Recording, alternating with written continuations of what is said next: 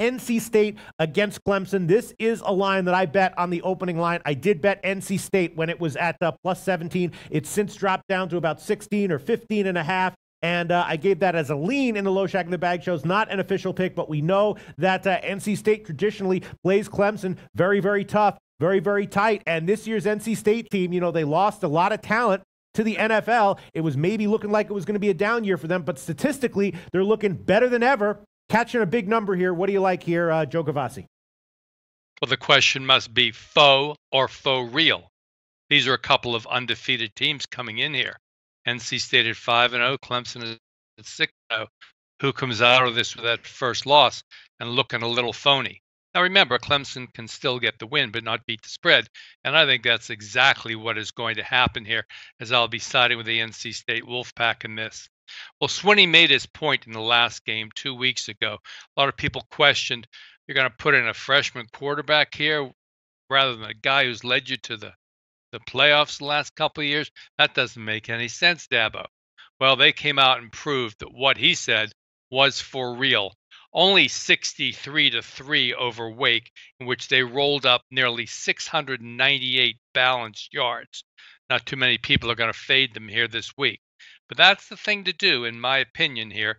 They've only beaten the Wolfpack by 7 points each of the last 2 years. And last year with quarterback Finley, this year's quarterback as well, the Wolfpack passed for 338 yards against Clemson.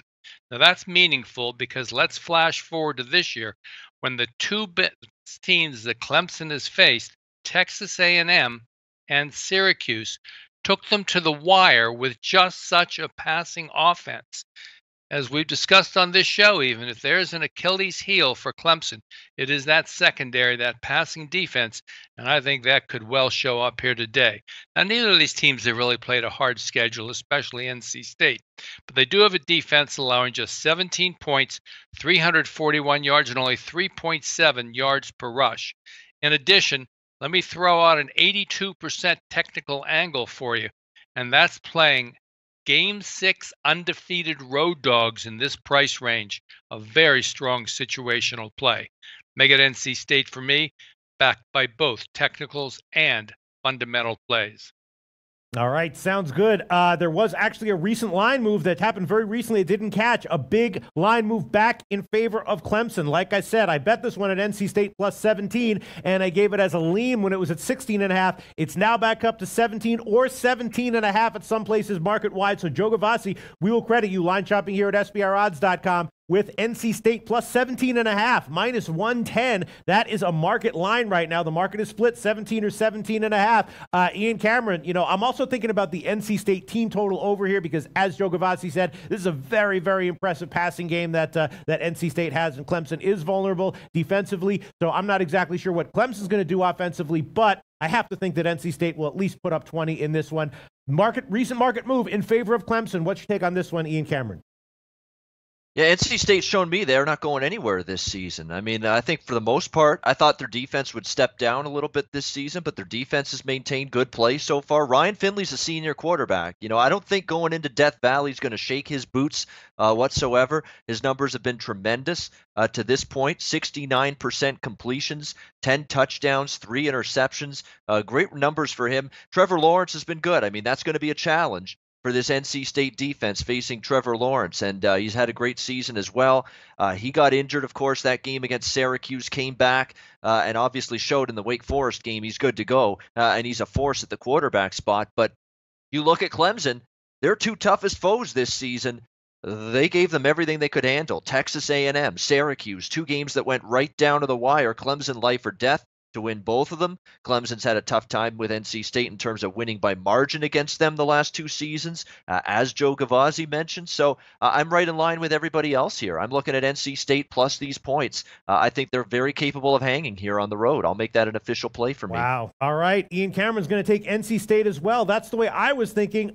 Any thoughts, Ian Cameron or Joe Gavazzi, on the curious line move in favor of Clemson? I mean, I guess that could be a big market move, but I don't know. I'm thinking that a midweek move like that across 17, that's big money. That's not a collection of small bets pushing that line up. That's some big bets, possibly sharp bets pushing the Clemson line up. What do you think, Ian Cameron?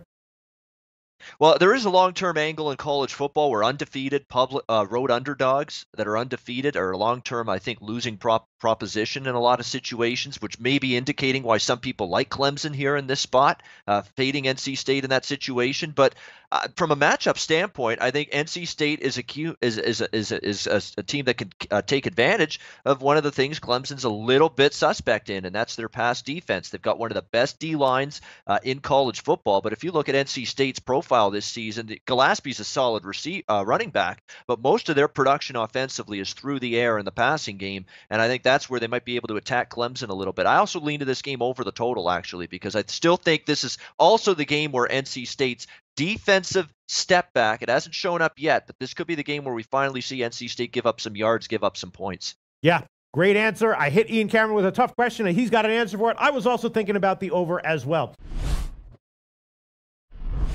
Hey guys, thanks for tuning in to our channel.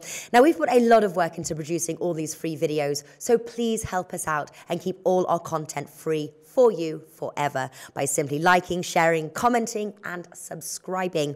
Now, not to mention, a visit to our industry-leading website will warm the hearts of all our SBR employees, especially myself. Now, the links are over there to the left, so do check those out. Thanks for watching.